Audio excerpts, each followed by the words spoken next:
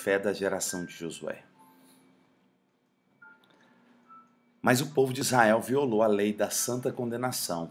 Acã, filho de Carmi, filho de Zabdi, filho de Zerá, da tribo de Judá, apropriou-se de algumas coisas condenadas e o Eterno ficou furioso com o povo de Israel. Você tem que entender que então Israel está vindo da conquista de Jericó, a cidade-estado, o reino mais poderoso da Terra Prometida. Foi uma conquista extraordinária. Do capítulo 1 ao 6, Deus está gerando fé em Josué, gerando fé em Israel. Eles voam num nível altíssimo de fé, derrubam as muralhas com um brado de vitória, 7 voltas e um brado extraordinário. Foi uma conquista épica. Pois bem, logo após uma grande vitória, surgiu uma treta, um problema. Isso geralmente acontece nas melhores famílias. Depois de uma grande vitória, Satanás pega a distração, a embriaguez com a vitória e solta um veneno que vai atrapalhar o mover. Mas Deus sempre ganha. Vamos ver o que acontece? Versículo 2. Josué enviou homens desde Jericó até Ai, que significa a ruína, cidade próxima de Bet-Aven, a leste de Betel. Ele os instruiu: faça o reconhecimento da terra. Os homens partiram para espionar a terra. Eles retornaram e relataram a Josué: não se preocupe em enviar muita gente. Bastam 2 ou 3 mil homens para derrotar Ai. Não desgaste o exército inteiro, porque não há tantas pessoas ali. Você precisa entender isso. Acã pegou da coisa condenada, colocou dentro do arraial. O Eterno ficou furioso com Israel. E agora o que acontece quando o Eterno está entristecido com um povo, com uma família, com uma pessoa? Eles perdem a noção, eles perdem a visão, eles perdem a perspectiva. Você percebe? Primeiro Deus mostra que eles pegaram da coisa condenada. Deus mostra que o Eterno ficou chateado com eles, com o seu povo. E agora o que acontece? O povo começa a tomar decisões erradas. Uma característica de alguém que está sob a disciplina de Deus, de um povo que está sob a disciplina de Deus, é cegueira, é falta de noção, de percepção da realidade. Olha que queda terrível na análise. O povo ficou vaidoso, e agora o povo está olhando e dizendo: não, nós vamos para uma batalha ali contra Ai, não precisa de muita gente. Arrogância, orgulho precede a queda. Mas a queda já aconteceu antes. Eles entristeceram o espírito. E quando você entristece o espírito, você perde a noção, a visão. Oh, Jesus. Versículo 4. Então, cerca de 3 mil homens foram atacar a cidade. Mas eles tiveram de fugir, derrotados pelos homens de Ai. Os soldados de Ai mataram 36 israelitas e eles perseguiram desde a entrada da cidade até as pedreiras, matando-os na descida. O povo ficou chocado e perdeu o ânimo. Cadê aquele povo poderoso que todo mundo tinha pânico contra eles? Agora eles estão chocados e perderam o ânimo diante de uma cidade pequena que é Ai, a ruína. Versículo 6. Josué rasgou sua própria roupa, prostrou-se rosto em terra diante da arca do Eterno. Ele e os líderes jogaram terra sobre a cabeça e ficaram prostrados até a tarde. Arrependimento. Não há mover de Deus genuíno sem arrependimento. Mesmo não haverá garantia de que nós não iremos falhar no processo. Mas se arrependermos, o Eterno vem e nos socorre de novo. Versículo 7 ao 9. Josué clamava: ah, Senhor eterno, por que fizeste esse povo atravessar o Jordão? Foi para nos tornar vítima dos amorreus? Foi para nos aniquilar? Por que não ficamos do outro lado do Jordão? Ah, Senhor, o que vou dizer depois de Israel ter fugido do inimigo?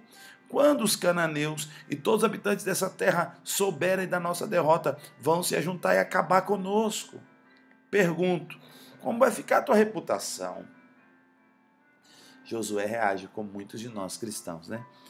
A gente, quando tem uma batalha perdida, a nossa tendência é agir um pouco como vítimas. Oh Deus, como é que pode? Como é que o Senhor deixa a gente perder desse jeito e tal? Mas mesmo agindo um pouco como vítima. Josué rasgou o coração, rasgou a mente, foi para a presença do Eterno, em arrependimento, em humildade, em humilhação. E ele abriu um código aqui que abriu o céu para falar com ele e restaurá-lo. Qual foi o código? Ele falou: e a tua reputação, Senhor? Cuida da tua reputação. Isso é característica de homens de Deus. Homens de Deus não querem ter sucesso por causa da sua vaidade própria. Homens santos de Deus, eles querem ter êxito por causa da reputação do nome do Eterno que eles carregam. Isso é característica de família que Deus escolheu. Eles querem ter brilho por causa do nome do Eterno. Versículo 10 ao 12 diz: o Eterno respondeu a Josué: levante-se, porque você está rastejando. Israel pecou. Eles quebraram a aliança que fiz com eles, apropriaram das coisas condenadas, roubaram e esconderam junto com os seus pertences. O povo de Israel não poderá mais encarar seus inimigos. Eles mesmos se tornaram presa do inimigo. Não vou apoiar vocês até que se livrem das coisas condenadas. Não perca tempo. Purifica o povo e diga a eles: prepare-se para amanhã. Purifique-se, pois o Eterno Deus de Israel diz: há coisas condenadas no acampamento. Vocês não conseguirão enfrentar os inimigos enquanto não se livrarem delas. Foi só Josué e os príncipes de Israel se humilharem, a resposta veio imediatamente, vem cirúrgica, vem específica, vem clara, sem mimimi. O problema é pecado, Josué. E o problema é coisa condenada. O problema é que vocês estão com algo aí que me impede de ter comunhão com vocês. Vocês estão precisando remover o pecado. Então vocês vão voltar e prevalecer contra os inimigos. Versículo 14 ao 15.